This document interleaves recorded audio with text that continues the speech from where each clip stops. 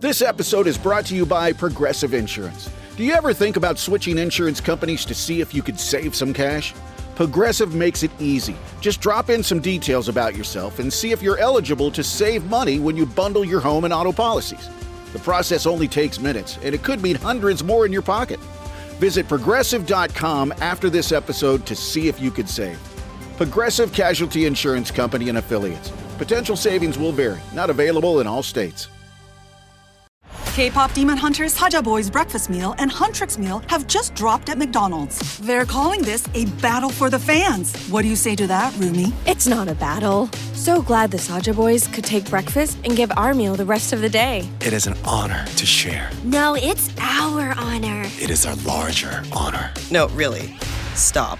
You can really feel the respect in this battle. Pick a meal to pick a side. Ba-da-ba-ba-ba. At participating McDonald's while supplies last. But out of that, a new holiday was born. A Festivus for the rest of us.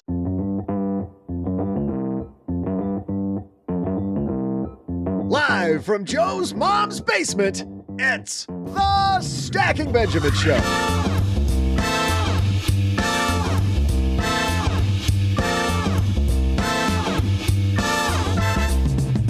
I'm Joe's mom's neighbor, Doug, and how do you become the CFO of your own financial life? We'll ask a woman who's all systems and processes. She's the mind behind the Military Money podcast, Lacey Langford. Plus, he's got a PLUTUS award, so you know he knows how to game the system. It's Len Penzo. And of course, the guy who had to design a system because he owns his own company, Industry Insider OG. But that's not all. Halfway through the show, we'll continue our year-long battle between our contributors with my striking trivia question. And now, a guy who uses toilet time to binge-watch TV shows on his phone. That's a heck of a system. It's Joe Saul-Sehy. All right, that one might be a bridge too far, Doug. That might be just a little bit beyond what people want to do. I don't think people even knew you pooped. Hey, everybody. Welcome to the number 2 podcast in America. Really humor podcast. I'm Joe Saul-Sehy, Average Joe Money on Twitter, and happy Labor Day weekend to all of you. You made it. The unofficial end of summer today. The official beginning of fall. We're back to school, back to work, back to everything. And we got a great crew to get you there. Sunshine and rainbows today. That guy singing, the man who refused to smile and wave at the camera when Doug announced him, Mr. OG's here. I like how you were just stoic, man. Just stoic. Just in the zone for today's topic. He's so ready. And a guy who's ready. Deep under Los Angeles, Len Penzo is here. Yes, and I'm glad summer's almost over. Let me tell you, it's hot. As you can tell from my attire, that I know, it's really got OG and Doug excited today with the sleeveless look. So, yeah. For people not watching on YouTube, you're missing Len's gun show. Len's got a gun show going on.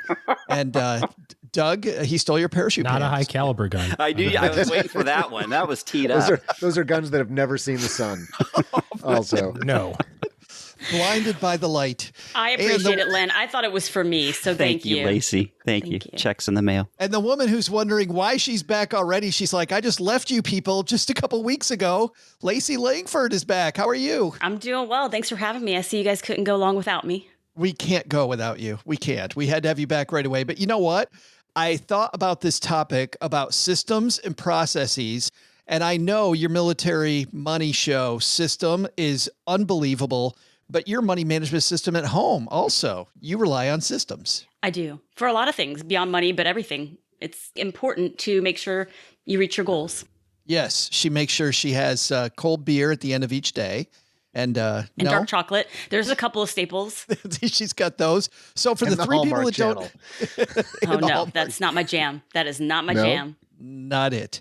Lacey's like, if it doesn't blow up, right? Doesn't blow up. Or rock. Right. Tell the 3 people that don't know about the Military Money Show what you do, because it's amazing. Thank you. I help the military community with everything to make, save, and invest money wisely. I think it's an important part of serving to have a good financial background and understanding to build wealth and make sure you stay out of debt. so you can stay focused on what's most important. Plus, getting out of the military is no joke. So having a little bit of financial knowledge under your belt before you leave is really important. So that's what the show's all about. And you can find it wherever finer podcasts are found. Yeah, everywhere. Where the classy podcasts are. The classy ones, absolutely.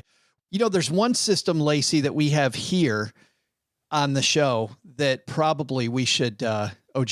I've got a joke to tell. What? Like right in the middle of this entire show? You got a joke to tell. In business, there is no room for guesswork. Every shipment matters. Every deadline counts. And when you're trying to keep operations running smoothly, the last thing you need is uncertainty. That's why reliability is at the core of USPS Ground Advantage. From the moment your package is first scanned in, it moves through a secure nationwide network, aiding in a timely and accurate delivery. You get near real-time tracking so you can keep up with your shipments. And with affordable upfront pricing, there are no hidden fees or surprise surcharges to throw off your cost sheets. It all adds up to predictable deliveries you can depend on, because knowing your logistics are handled lets you focus on everything else, your customers, your team, and the future you're building. Visit USPS.com/Ground Advantage to start shipping with confidence. USPS Ground Advantage. We mean business. I had a breakfast mentoring meeting yesterday with a young woman who was just amazing. She is graduating from college with a degree in wealth management, and she reached out hoping for some pointers. And listen, if somebody's in Texarkana and wants to go into this beautiful field of personal finance and helping people get their money together, that is incredible. But even more incredible is how she reached out, how she was trying to network. And I was having a discussion that finding the right person and avoiding the wrong person for a role, that's what can make or break an organization. And we just don't see that many qualified people. So how do you find them? Well, Indeed sponsored jobs is a boost whenever you need to find quality talent. If you're hiring, Indeed is all you need. You can stop struggling to get your job post even seen on other sites. You'll match with quality candidates with Indeed's sponsored jobs.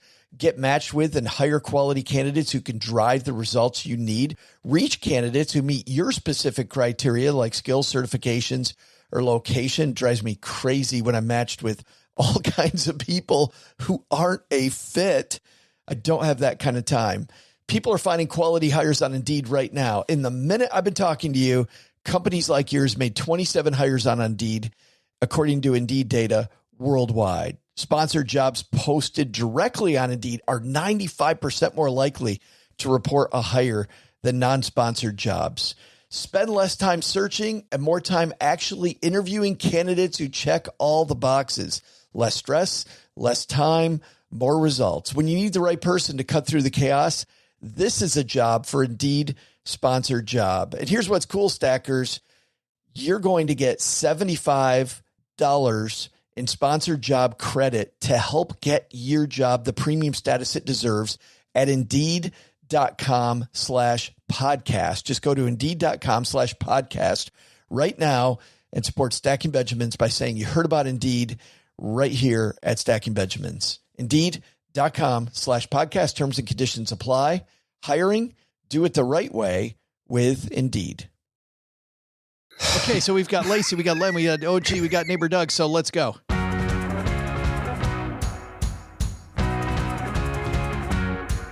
All right, today's piece that made me really inspired to talk about this comes to us from the Wall Street Journal.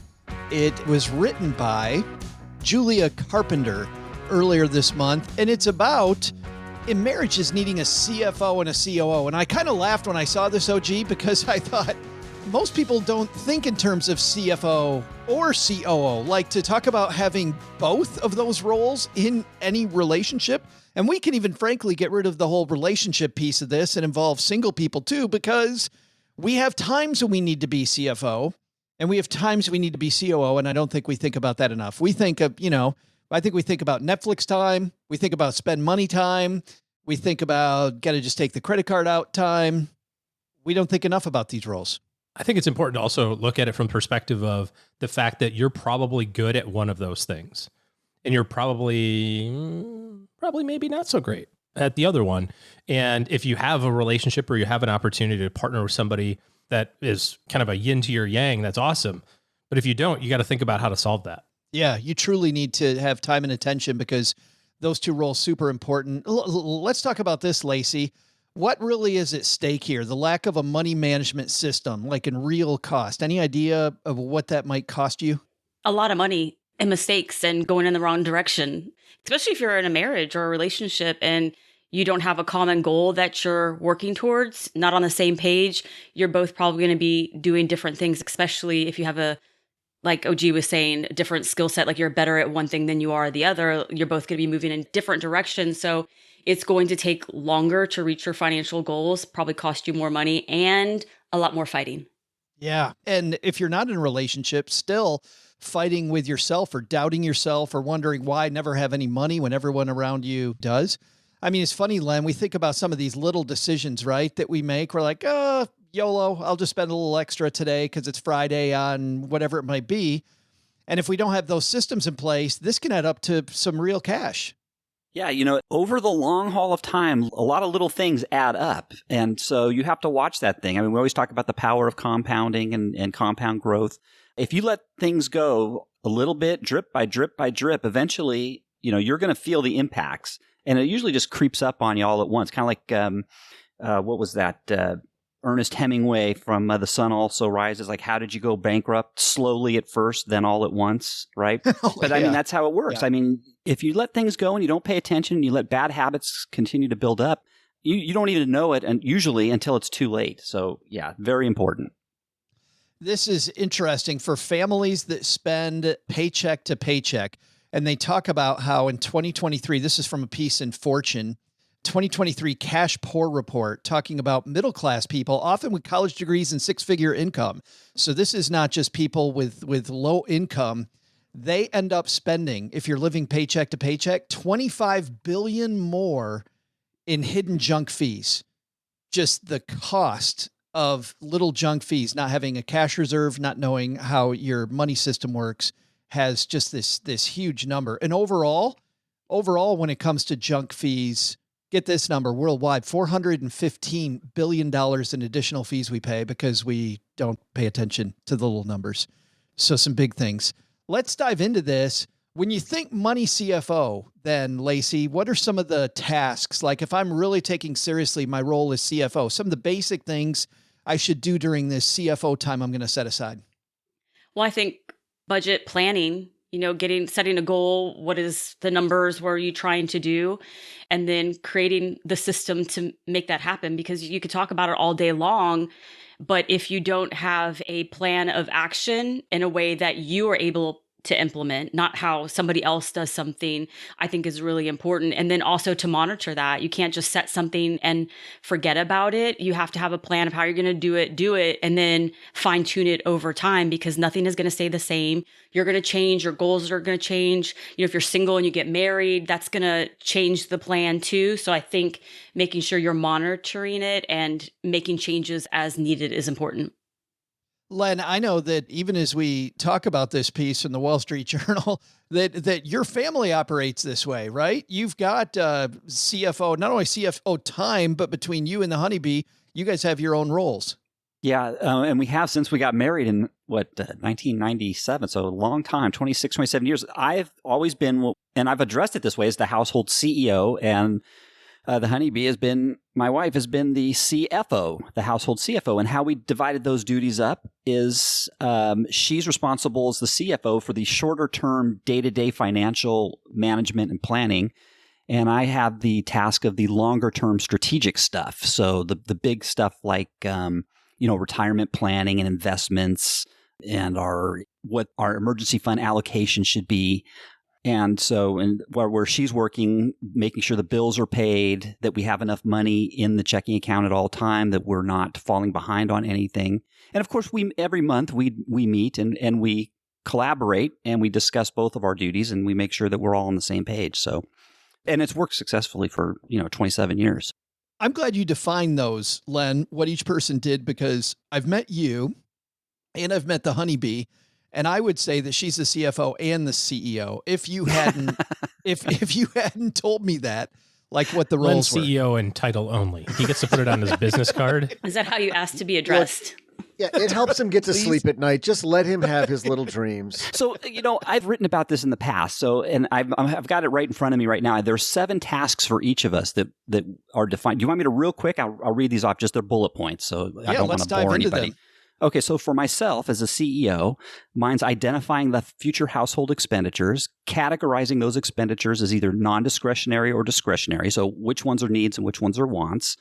Developing our what I call our strategic spending plan. So our long-term spending out over the 5-6 year period. Establishing the budget, setting those budget limits. Then I'm also ensuring that my entire family, now not so much now because my kids have grown up, but when my kids were younger, we had a family meeting and they understood what our strategic spending plan is and the budget. And they had inputs in the strategic spending plan, by the way, because sometimes kids think of things or have ideas that, as a parent, you don't think of.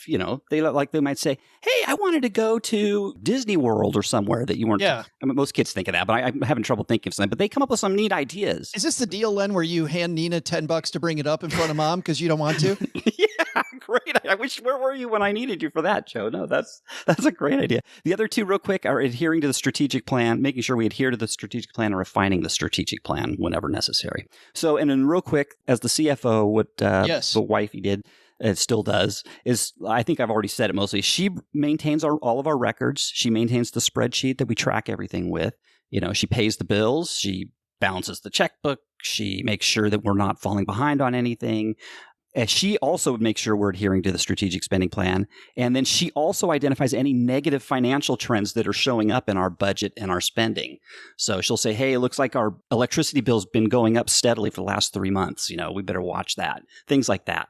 So, and that's how it works. Pretty simple, really. Yeah, and assuming, OG, that you're on board with the stuff that Len just talked about, where do you really start there? Because Len's got this great system, right, of roles and responsibilities.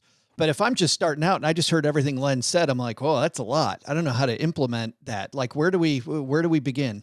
I think the first place to start has got to be just in a conversation about money. Let's be all on the same page around where are we today and what are the facts going on. It's interesting going through this conversation with people all the time about how much money do you make?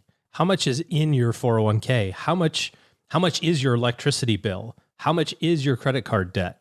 And the wide range of answers that you can get from people that are in the same household about the same question is mind-boggling, because I don't know, I think we spend, $500 a month on groceries.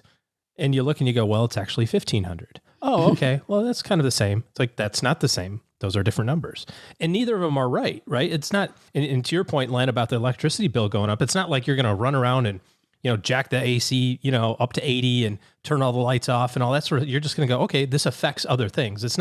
We're not being punitive in the analysis. It's not like, oh my gosh, the electricity bill's higher. We have to do all this catastrophic stuff. It's just, we need to be aware of it so that we can adjust other areas in the plan to make sure that we stay on track with the other things. Yes, that's it. But I'm surprised by that, because I thought that you were going to say, not where we're at today, OG. I thought you were going to say the first conversation's about where we're going.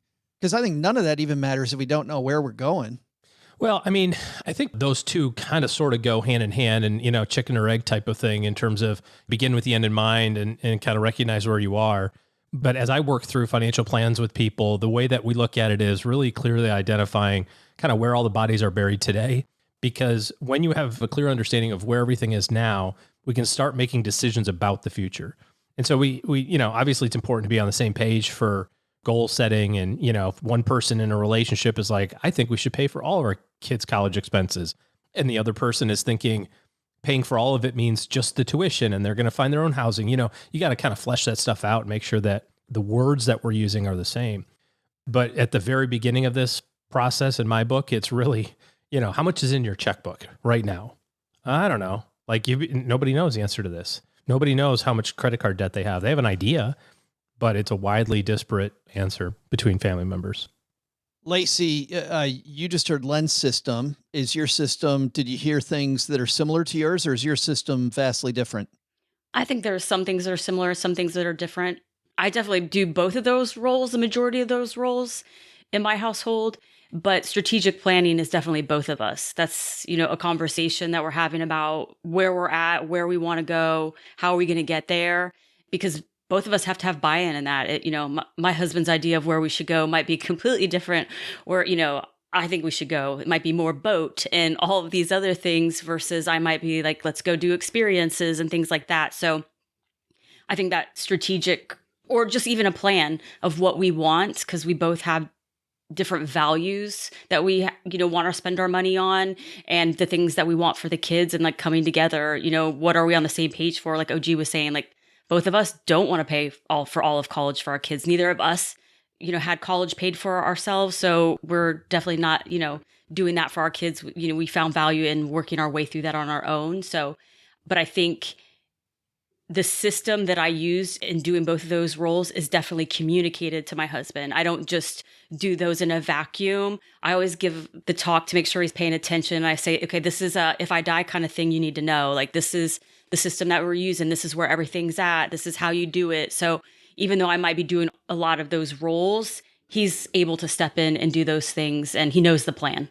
You're handling the minute to minute, but he knows every step of the plan. Yep.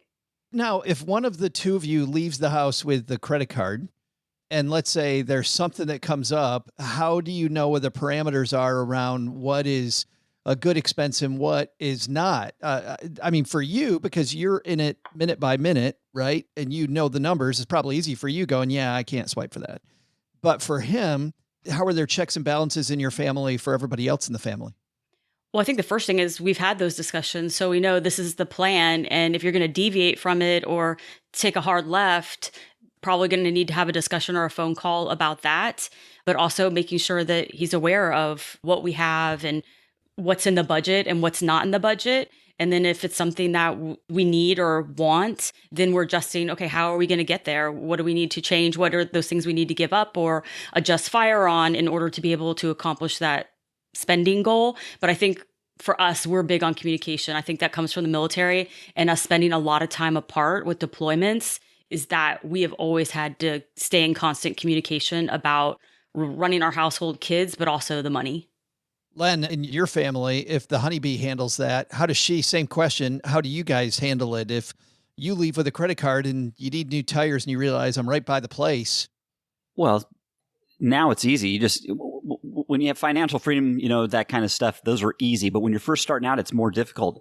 The easiest way, it's not really easy, but the most efficient way to determine what are real wants and what are real needs, what's discretionary and what's truly non-discretionary. When you do what I used to do, I was always under the threat of a layoff in my job profession, always. So we were always having fire drills. And by always, I mean maybe every other year. We do what I called a layoff fire drill, where we assumed that I was laid off. Maria had the spreadsheet and I had the same spreadsheet. And I said, okay, there's our list of expenses. I want you to tell me which ones are going if I'm laid off tomorrow and the income stops. Go down that entire list of every expense in our spread. We have every penny is accounted for and we have it all laid out in that spreadsheet. I want you to go through every one of those things and you say which ones are absolutely, we are not cutting from the budget. And I will do the same, and then we will compare our answers. And it was really eye-opening to see, the differences between what she thought were absolutely non-negotiable expenses versus what I thought were non-negotiable. And you come and you just talk it over, and you eventually come to a consensus of what the real non-discretionary purchases are. It's eye-opening, and it's slightly stressful at first, but I mean, if you do it, handle it rationally before you're laid off, that's when I recommend you do it. It really helps the relationship. But OG, this fire drill kind of thing that Len's talking about isn't just great for married people. I mean, if you're single, just going, what are my non-negotiables? What do I need? And running through that could save you a lot of pain if you end up laid off. It's funny that you call it a fire drill. We call them lifeboat drills, but it's kind of the same thing. And if you're working through it either together or separately, it's also a really good exercise for deciding what is the first order of business if something doesn't go your way. And that's really when people are going to make bad money decisions. it's generally not when things are going awesome, right? It's when the stress of all the other externalities happen, when you go, oh, we just got to get out of stocks right now, and you go, wait, hold on, that's not part of the plan. Don't do that yet. Or we need to sell everything and move it to cash because I don't know when I'm going to need the money. It's like, well, if you've thought through this and you've done the exercise Len's talking about, now you go, well, no, our need number is this. We have this in emergency fund, which we've calculated because of this exercise. So we have 6 months in order to sustain ourselves so we can make decisions over a 6-month window, not Friday afternoon at 4:00 because I got laid off on the way out the door this week. And now I'm stressed out for the whole weekend and I wake up on Monday and do some irrational things that seem rational in the moment, but are irrational in the long term. So there's a lot of benefit in pre-gaming it. Your mind is very tricky. If you've already experienced something, it's not as scary the second time. And your brain doesn't know the difference between imagination and reality, right? You go on a roller coaster. I just took my boys to Cedar Point and Sandusky, and we watched all the videos, and it helped a little. But I bet it would help if I went a second time on some of them. I'm not as brave as I once was, I don't think. But, there were a couple where I was like, this one's going to freak me out. And then you get to the top of the hill, you go over, you do the thing, you go, okay, I was safe. I didn't throw up. No one threw up on me. It's like all my biggest fears were okay. None of them materialized. And that's the same thing about working through these exercises, these fire drills or lifeboat drills, is you get the opportunity to kind of experience it and then decide how to handle it. So God forbid it actually does happen. You're replaying the scenario, not creating it for the first time. I love that. Thank you. How much time should people expect if they're just starting to think about being the CFO of the family on CFO duties, on planning the budget? Lacey, about how much time should somebody really try to carve out to make sure that they're doing a good job of this? I would think you should do at least an hour a week where you kind of assess everything, make sure it's on track. There might be things that you have to look up. Until you have muscle memory, it's going to take longer to do something. The more you do it, you're going to be more efficient at it. So I would say an hour is manageable for people. Do you have a set time on your calendar, like set out? Not time, but on Fridays, yes. Okay. Where I try to do things. For you, it has to happen on a Friday. Yes. And if it's not going to be able to happen on a Friday, then try to do that in advance. But I think that's really important too, to schedule things. Like if not, it's just going to get lost in the weeds. Len, what about in your house? Yeah, ours, it's the first of the month. We make sure all the everything's totaled up at the end of the month, and then the first of the month we do it. And nowadays, it's a 5-minute conversation between me and the honeybee. But when we were younger and just starting out, it was a longer conversation. There was a lot more. It was much more serious and drawn out because we hadn't figured things out yet. We were, it's constantly refining process. It's not like you set it and forget it. You're constantly updating, changing goals, and those meetings would be, 20 minutes, a half hour sometimes. So but then she had stuff she was doing beyond that meeting. So do you like Lacey's an hour a week kind of expectation? Yeah, I think that's reasonable, and it goes fast. If you're doing what I call the CFO duties, the day to day, that takes time to get all that stuff and record it. And yeah, I'd say that's good. Yeah, Cheryl and I have our weekly money meeting that is capped at 20 minutes. But Lacey, to your point, when we first set out, we would always spill over. Like it was setting it up, and now we can easily stay within 20 minutes. But almost like Len, you said, it's 5 minutes now. Yeah, that's what Lacey, I like your term of muscle the older memory. you get, it's hard to last a while, Joe. There's a pill for that. Does your budget meeting last more than 4 hours? So you get a serious problem. This budget meeting won't end. Call your financial professional if your budget meeting lasts. At first, I thought this was a great thing, but the spreadsheet stayed open, if you know what I mean. OG, do you like that hour a week? It's funny that you guys are talking about this because I'm looking at a piece of paper here that I was writing down. Our kind of a budget, cash flow, whatever you want to call it, has gotten a little squirrely this year for different reasons. And so I just started jotting down like big numbers down that I could kind of off the top of my head going, oh yeah, there's house insurance. That's a number, we pay for life insurance and, wine and, all this other, these big ticket items. I like how wine makes the first four.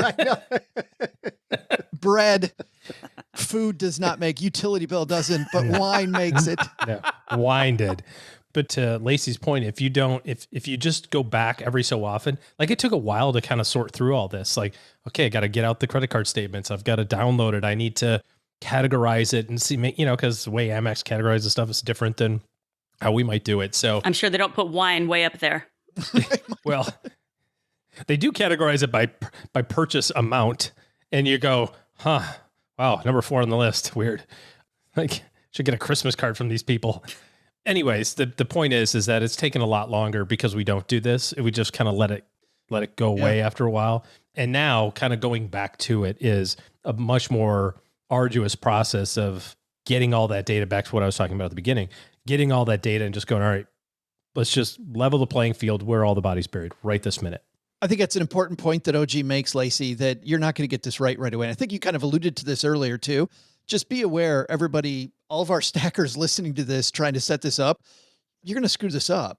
Oh yeah. Nobody's perfect. Everybody, like OG was saying, like sometimes it gets away from you. Things get busy, life, things change. Like we have kids now, they're starting to drive and different expenses for sports. Yeah. There's so many things that get added on that now we have to adjust our spending because of these things and prepare for different things in the future. So I think that you do have to fine tune it over time. I think that's just really important. Like it will never be the same. It will never be good. And I also want to touch on the timing too. Like if, you're in a relationship and you're trying to have these discussions and it's not a good time to just like right when somebody wakes up, like, let's dive into this right now. Like, let's get out all this paperwork.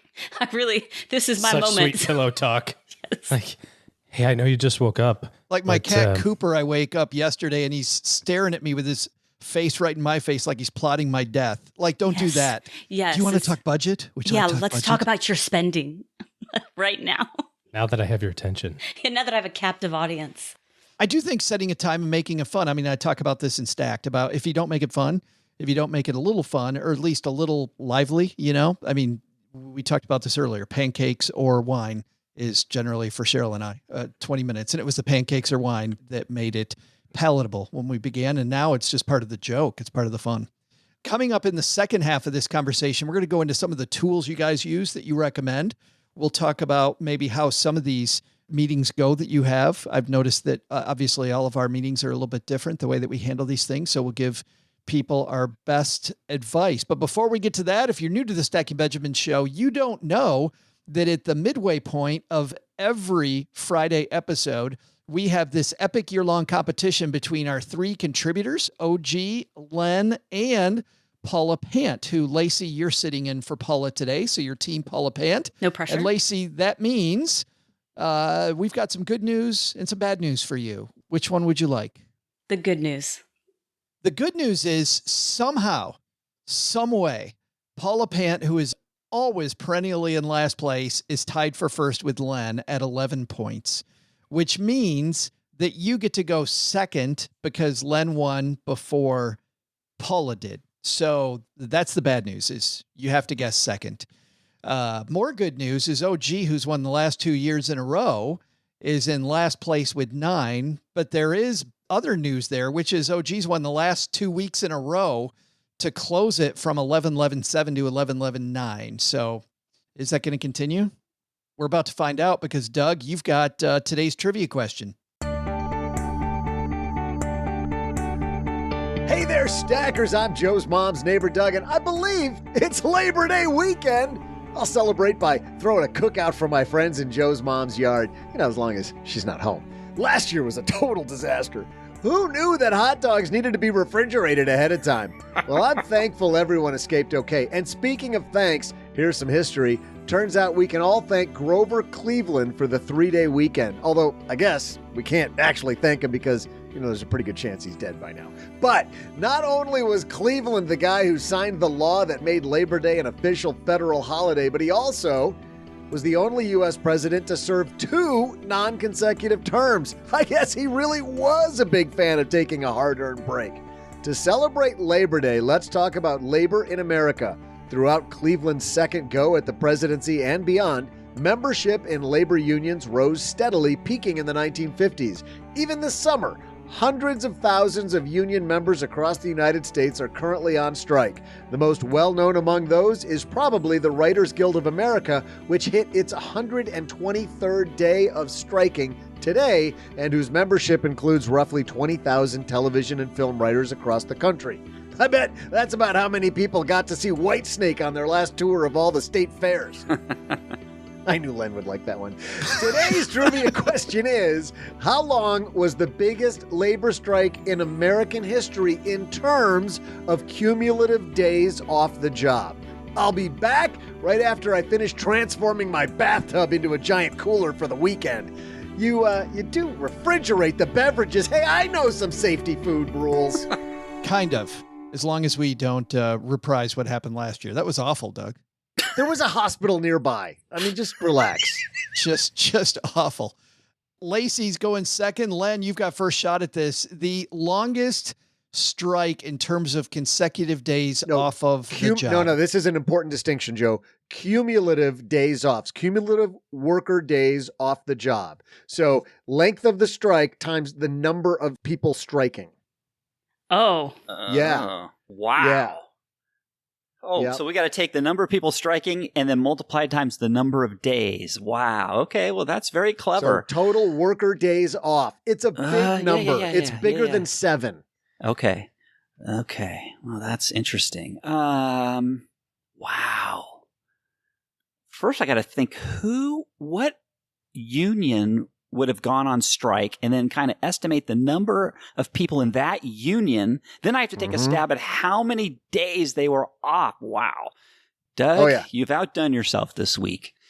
Boy, what would have been, who's gone on strike for a long time? It's probably, is it a truckers? Is it the Teamsters? And you said the Writers Guild was like 14,000. I think that, I'm going to say it was truckers. Nice short-term memory. I just said it was 20,000. Okay, 20, it was 14. Like 42 seconds ago, Len. Okay. Well, I'm old. First thing to go, short-term memory. Biceps are the first thing to go. Biceps. Yeah. Well, thanks, Oshi. I don't know. I'm going to say, let's say the union of 100,000, and then they were off on strike for most strikes. Gosh, I can't imagine a strike lasting more than well, what the hey? Maybe it did last. Let's say 10 months. So 10 months times 30 days is 300. Is that right? 3,000. No, 300 days. Hold on. 300,000. 300 times, what did I say? 100,000? 100,000 people. So that's 3, and then all those zeros. 1, 2, 3, 4, 5, 6, 7. 1, 2, 3, 4, 5, 6, 7. Put the commas in. Wow, I don't know, man. This number seems unreasonable, but I'm going to say it because that's what I came up with. 30 million man hours. Days. Man days. 30 million man days. Lacey, we've got 30 million. I don't even know how to process this question. That was my goal. He did say it was bigger than 7. This is the wildest question since how many tubs of popcorn does it take to fill the Empire State Building? I don't think we've had one like that. I think it's a good Labor Day question, though, talking about. It is. I'm having to labor for an answer. Because you're doing labor, right? I mean, we heard Len doing the Lamaze method a second ago. He's breathe. Yes, I think this is just a stab in the dark. But I don't think that many people went on strike for that long. So I'm going to say... it's a lot of pressure. I don't want to let Paula down. I'm very nervous. But I'm going to go with... Did you know what we're playing for, Lacey? It's really not that big of a deal. Oh, it's a huge deal. Do you want to point it out? That trophy? I thought you're pointing to your family. I was like, whoa. Stakes just got high. We're playing for OG's 3 kids. Who gets to pay for their college? All of a sudden, everybody's like, I think the number's 2. I think it's 2. Dive. Especially since you're redoing your budget. I don't know that I want to win that. All right. Yes, I'm going to go with 5 million. She goes with, wow, we got 30 million and we've got 5 million, OG. Yeah, I'm with Len on this one. This is going to be a big number. I thought Teamsters. My dad was a truck driver. I was thinking auto workers. I've never heard that before. Yeah, that'd have been another good one too. I feel like the UAW was on strike for a really long time when I was a kid, because that's kind of sort of also related to where my family worked. And there was a lot of financial stress going on when I was really young. I mean, are there like 1 million UAW workers? I feel like there really? Is. What? My number's like way low. I think Doug's saying no, there's not a million, but there's not even 1 million people working at Walmart. Why are you helping him, they're the Doug? largest employer after. Sorry, I don't know why. Because what are you doing? I don't know. What are you doing? If you're going to help anybody, it would have been me. You're right. I'd like you the best by far. Listen, Lacey. Here's the deal. The number's greater than 30 million, so I'm just going to say 30 million and one. I feel like the right answer is probably somewhere in the 70, 80 million range. So that's my unofficial answer. My official answer is 30 million and one. Well, you're doing the Doc G again. Yeah, and then you're gonna do the circle dance after you win. Like Doc G. Remember Doc G said, "Oh, I nailed it," but Chelsea Brennan. Yes, sucks to suck, Len. Chelsea Brennan, Tiffany, and Tiffany. You get back up here on top, then I'm going to Chelsea Brennan you. This just started sounding weird. Who's getting on top? We're just playing for that trophy.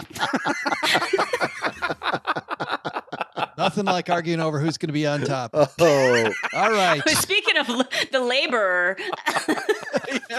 Yeah. All right. We would love to tell you who is right between 5 million, 30 million, and 30 million and one. But you're going to have to wait a minute. We'll be right back. This episode is brought to you by Progressive Insurance. Do you ever think about switching insurance companies to see if you could save some cash? Progressive makes it easy. Just drop in some details about yourself and see if you're eligible to save money when you bundle your home and auto policies. The process only takes minutes, and it could mean hundreds more in your pocket. Visit Progressive.com after this episode to see if you could save. Progressive Casualty Insurance Company and Affiliates. Potential savings will vary. Not available in all states. You didn't start a business just to keep the lights on. You're here to sell more today than yesterday. You're here to win. Lucky for you, Shopify built the best converting checkout on the planet. Like the just one tapping, ridiculously fast acting, sky-high sales stacking, champion of checkouts. That's the good stuff right there. So if your business is in it to win it, win with Shopify. Start your free trial today at shopify.com/win. Len, you started off this shindig by saying 30 million people. How you feeling now? I just got Chelsea Brennan. No, I'm not feeling good. I think Josh is right. I think it's probably more. I had no idea there were unions with 1 million people in them, but there probably were back in the day. Josh could be right. OG could be right. One of the two. Lacey, you said 5 million. I'm not feeling great about it. Feeling a little weak, but I'm going to stand firm and see it through. We'll see. OG, you feeling as confident about your pick as it seems like everybody else is feeling? I'm feeling pretty good. I feel like I've won. Just I don't know why, but I just feel like being with all of us, you've already won. I'd love to see if this is overconfidence, Doug. Please tell me it's overconfidence. Who's our winner? Hey there, stackers. I'm makeshift cooler pioneer and maker of fine craft bathtub liquor, Joe's mom's neighbor, Doug. The biggest single union labor strike in U.S. history in terms of cumulative days off work took place when all 400,000 members of the United Mine Workers went on strike from April 1946 to December 1946 to demand a health plan for workers and retirees. So how many cumulative days off the job did that massive strike cause? OG quickly uses his calculator. Well, I'm not going to just give you that answer. First, I've got to embarrass our contestants publicly by telling you how ridiculously far off their guesses were. So, what was the biggest strike in U.S. history in terms of cumulative days off? Let's just say it this way. Lacey was off by a mere 65.4 million. Len was off by 40.4 million, and OG was off by like 40.3999999 million. OG's our winner because the answer is 70.4 million cumulative days off work. Unbelievable. What did I say my right answer was? You did. You almost nailed it. Lenny did the same thing Doc G did last week. Yeah, no, you can't take credit for nailing. If you're going to Chelsea Brennan, you get no credit for nailing anything. Okay. No. And it is unbelievable how fast this has become a game. All of a sudden, just a couple weeks later, after we'd written OG off, it's now 11-11-10. Yeah, amazing. Into September. It's the power of the Chelsea Brennan. It is worth something. It is definitely worth something. Oh, going last? And he'll struggle again once he's going first. Yes. But you're right. It's hard being first. Being able to do that. It's not easy. I would have said 70 million. If you'd gone first? Yeah. Yeah. And then I'd have said 70, 69, 9999999. And you would have still lost. And you lost. 70 million, 1111. Let's move into the second half of our show. The second half is brought to you by depositaccounts.com. Lacey, you know what happens when you go to depositaccounts.com? No, but I want you to tell me. Oh, I will. I so will. Right there. Good job, Lacey. You will find that you can compare more than 275,000 deposit rates from over 11,000 banks and credit unions, all for free against each other. And you really, really might want to. As we record this, let me give you some of these rates. If you're in just the national average savings account, you're earning a whopping 0.43%. Woohoo! But if you're in the 1%, the top 1% average is 4.65% APY. CDs, top 1% at 5.54 for a one-year CD. National average all the way down at 3.67. And money markets, top 1%, 4.46% APY, while the national average is 0.74. Big move if you get up to the top 1%. Head to depositaccounts.com and compare your deposit accounts. Let's get that money moving, people. Speaking of getting moving, we talked a little bit about how much time. I want to go into some of the tools that you use. So, Lacey, let's start with you. For your budget tracking, for your CFO duties, what's maybe your favorite tool of all that you use to get this thing going? Just Excel or Google Sheets. Simple spreadsheet. Yep. Because also there's two of us. So I need to create a method that my husband will actually use. And if it's a complicated app or something that he just isn't into. So I think when you're looking at, because if you're looking at creating systems using a budgeting tool like Excel or an app or things like that, those are tools you're using in the system.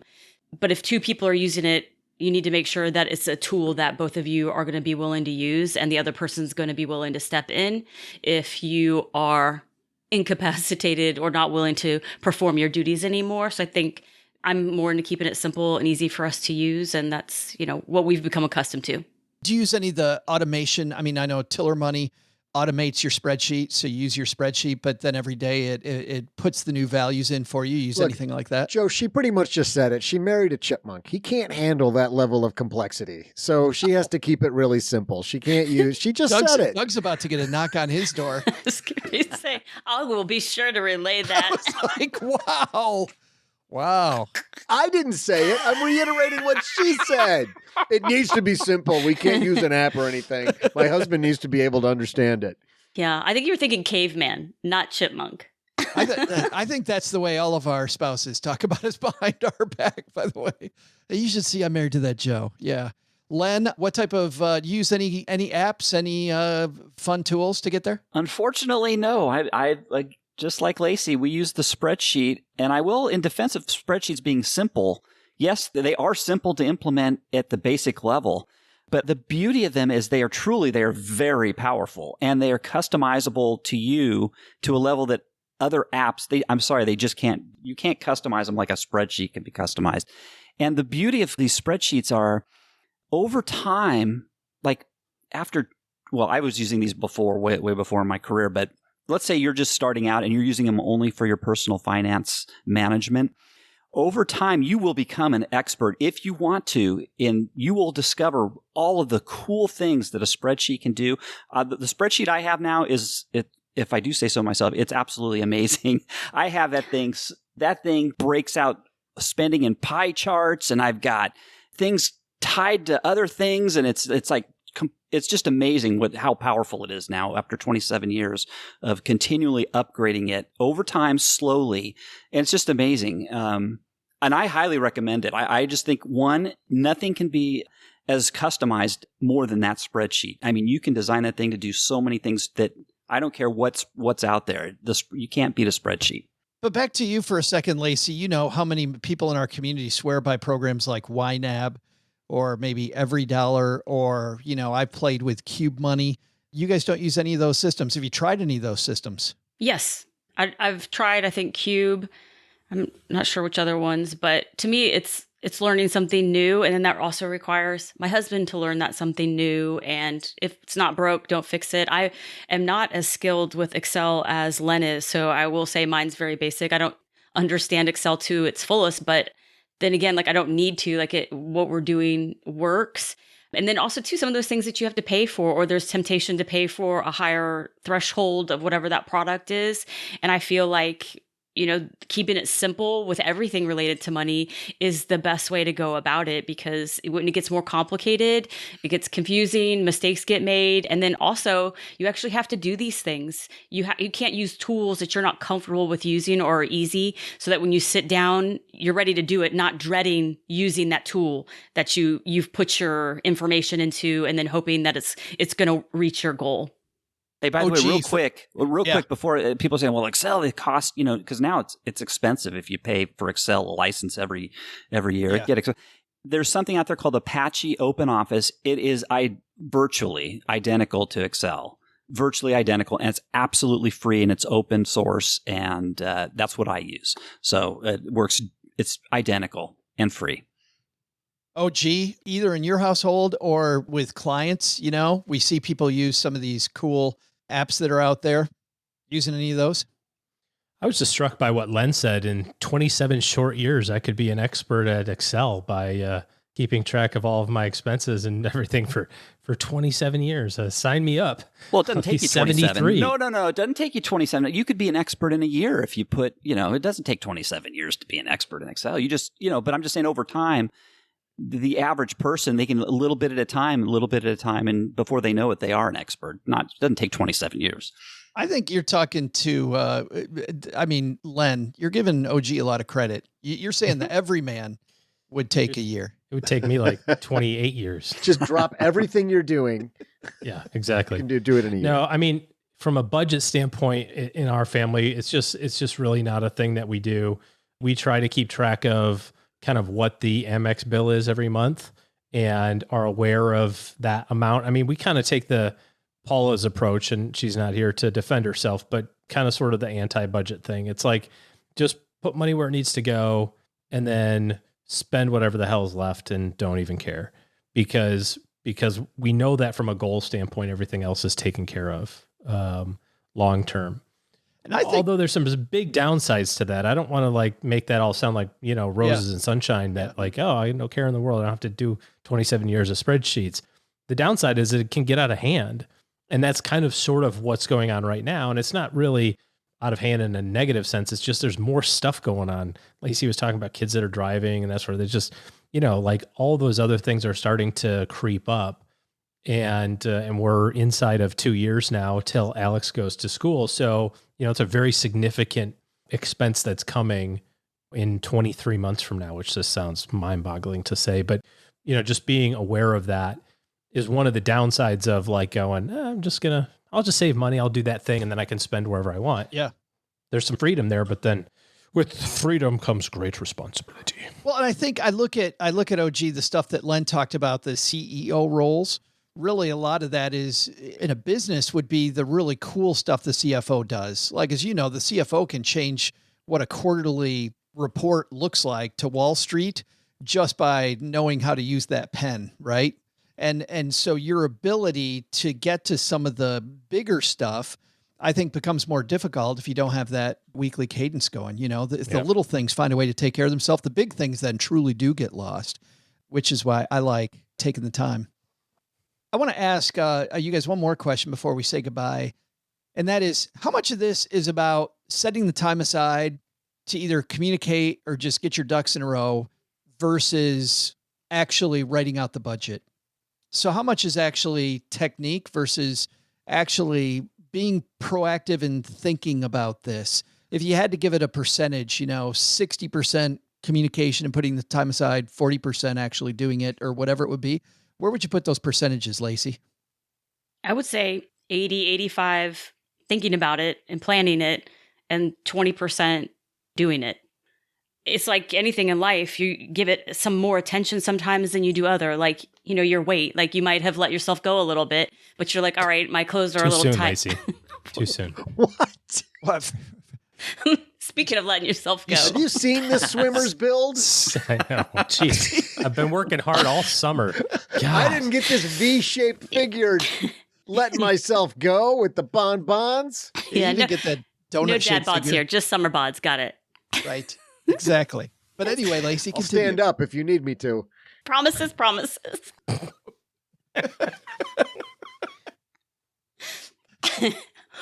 Switching back gears. Reverse. No, but sometimes you give things more attention. And when you give something more attention, the needle's going to move. So, you're going to make things happen because you're putting your effort in that spot. And so a lot of times you may have not made money the main focus. Like, you're getting focused on your health. You're getting focused on work, your career, your kids. And then it's like, all right, we need to get back on track with this. And so you're paying a lot more attention to it. So I think it just depends on where you're at and what the new goal is for your money. It's just like OG says, but the hardest part of working out is lacing up your shoes, which is why he doesn't have any shoes. He just got rid of them all. Just Crocs. True story. That's right. Just Crocs, sandals and socks. Len, what do you think those two percentages have been for you guys between thinking about it, setting the time aside versus the actual doing it?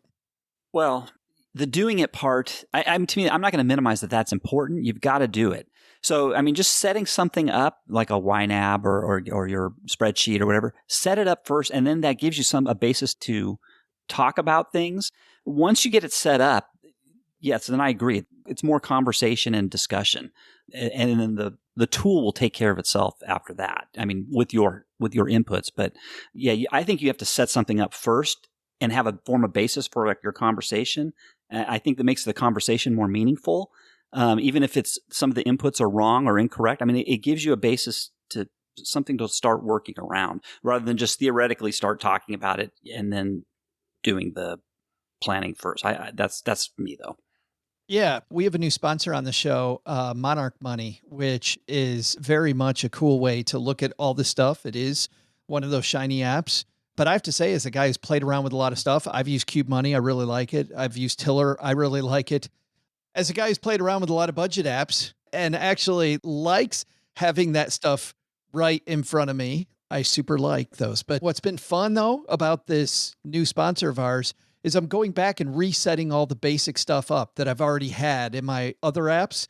And you're right, that process of just setting it up is giving me ideas and is giving me, It's like putting stuff in my head as I go through and work through some of these details that I already had, elsewhere. OG, for you guys, thinking about those two percentages?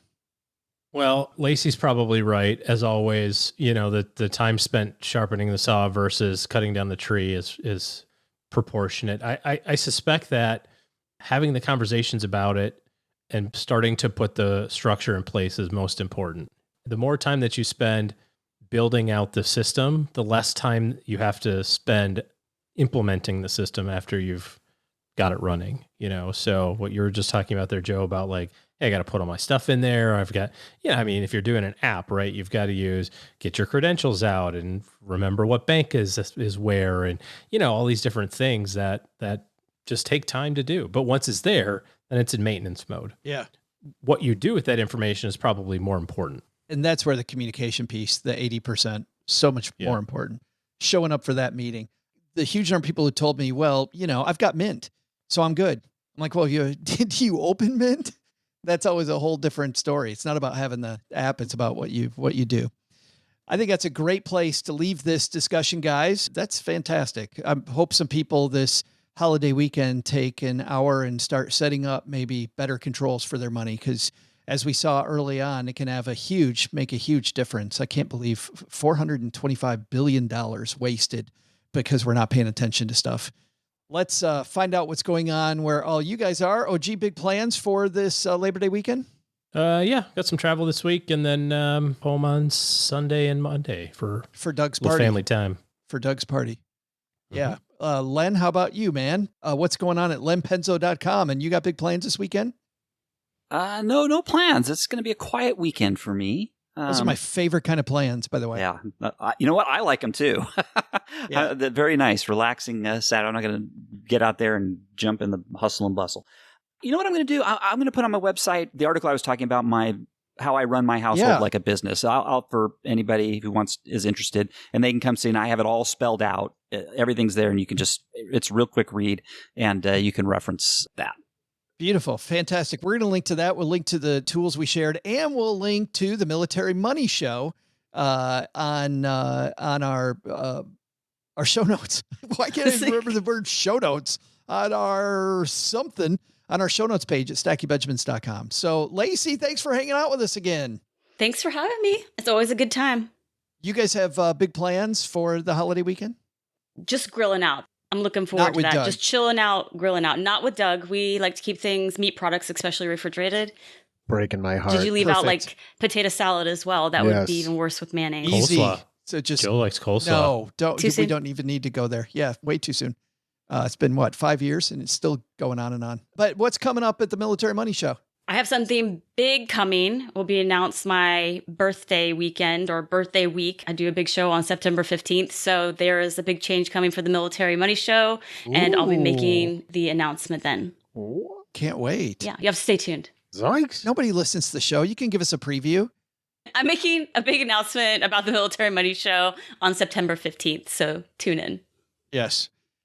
All right. That is going to do it for today. A lot of takeaways there, Doug, but what are our top 3? Well, Joe, first, take some advice from Lacey Langford and don't let your money intimidate you. Set up systems, realize you won't get it right on day one, and set off. Second, if you get to choose between being the CFO and COO, always choose being the CFO. That way you can hide all the fishing and skiing gear purchases. So I've heard. Like, guys talk in the locker room. Anyway, but the big lesson? Wait till the day of your big holiday bash to turn your tub into a cooler. Otherwise, turns out you'll end up having to bathe in the kitchen sink one limit at a time, like a little baby.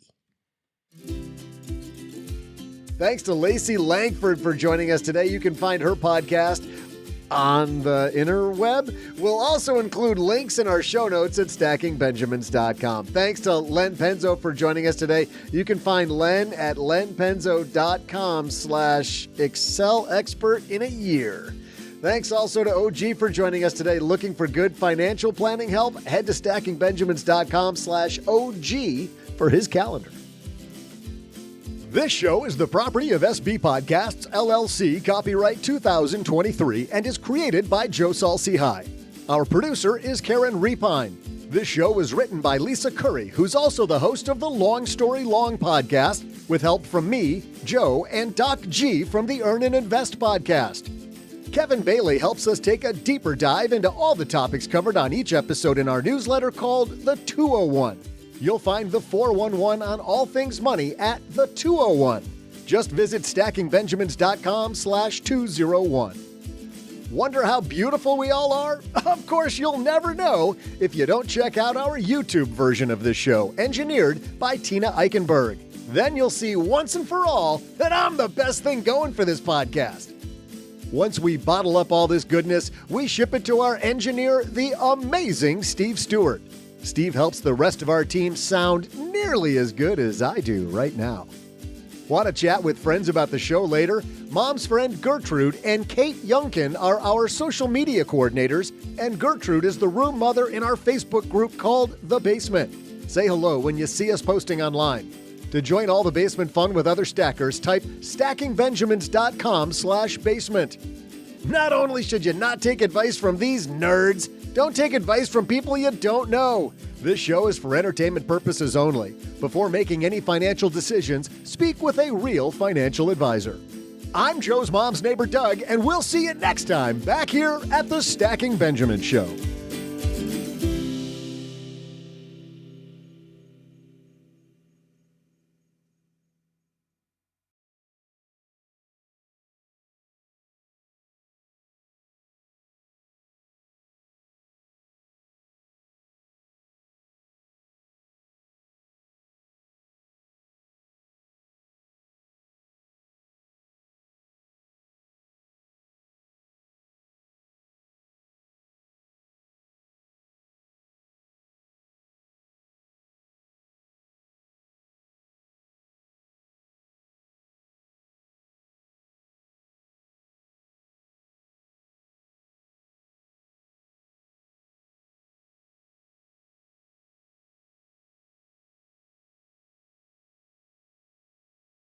What's amazing to me about Spotify already, I like because of Discover Weekly.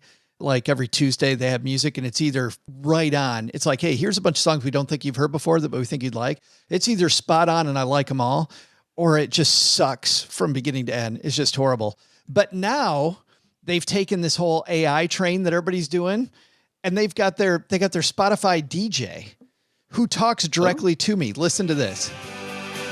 All right, you want to change it up? Let's do it. I got REM, a few other artists in that zone. And so I just hit the button. But if I don't, he'll come on like every 3 or 4 songs like a DJ does and say something like this. All right, let's move on to a mix of rock next. Radiohead leading the way. Like you've got your own personal DJ. He leads. It is so cool. He leads off like every day going, "Hey Joe, how's your Friday going so far? It's your good friend." So he does use your name. He uses your name. Right, Joe, I got you, Joe. You like that teenage girl music? I got you. He speaks directly to me. Yeah, wow. I had to play a bunch of male music for a while. Just I want to say that's me, Selena Gomez. So yeah. I'm way into her music. Chef's kiss. Selena Gomez, the new season of Murders in the Building is out. Yeah, I do not like that show. You do, of course you don't, because everybody else likes it. Because you do. I haven't watched it, but Cheryl loves it. We watched 2 episodes, and it just, you know what? It was a little bit like Marvelous Miss Maisel, where actually I liked that. I liked the first 2 seasons of Marvelous Miss Maisel a lot. The last season of Marvelous Miss Maisel was amazing. I drifted off in season 3, but anyway, Murders in the Building. It feels very New York, stagey, Broadway. It just feels, like that to me, and that's never been my thing. That's gonna live in my memory. You doing Broadway? Broadway. Jazz hands. Jazz hands. Lacey, by living in your memory, you mean in your nightmares. She's gonna have a nightmare. She's gonna wake up. To find out what's going on with Len's tomato. Len's sleeves. Len's got suns out, guns out going on. Am I scaring you? OG? No, I'm not scared of anything. I just no, that's not the word. No, repulsing maybe. Yeah, no, it's. I know. You know what? It's freaking hot out here, man. Let me tell you. You don't know air conditioning. I like the vibe you're putting out, Len. I like the vibe you're putting out. Oh, it's so hot. Thank you, Lacey. Thank you. So last week I was at the airport, and there's a guy that I do some business with there in his office. I was there, and he had a box of. He has a box of peppermint bark, and for Christmas last year, he gave everybody every one of his clients a box of Williams Sonoma peppermint bark. And I'm like, dude, it's August. What's going on here? And he goes, somebody didn't take it. I go, well, I'm taking it. It's August. Nobody's claimed it. It's mine. So I'm like, sweet. Threw it in my backpack. Took off to go do a thing. Oh no!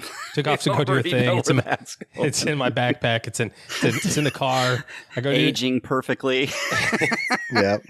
So I do my thing at this university that I had to go to. Anyways, do the stuff. Get back home late that night, and the wife asked how it was, and I'm like, oh yeah, it's great. I'm like, oh, by the way, I got you something. And I reach into my backpack. Something special. I reach into my backpack and immediately recognize that this tin is hot to the touch. I've been home for 30 minutes, and I'm like, oh boy. I got you a tin full of poo. Minty poo. Peppermint poo. Guess what happens to a tin of peppermint bark when it's 106 outside and you leave it in your backpack? Oh no. It turns into a block of sludge. It's just all blue. They put it in the freezer. Yeah. So now I've got chunks of frozen peppermint bark. So I bet it's delicious. Good. Yeah. It's not bad. It's going to break a tooth, but pass them over here. Len, would it help your confidence if I said it scared me? Who? I scared you? Yes, with your guns. My look? Yes. If you're going to do that, you got to get a pump on before. Yeah, you got to get vascular. You got to get vascular before you get on here, man. You got to pump out some reps. You did some of it. You shaved your arms, which is a good effort. But if you're gonna do the whole thing, you got. Thank you for noticing. You want to know what else is shaved? Stop. I would love to know, Len. Your head, obviously. We're stopping the show right there. Scene.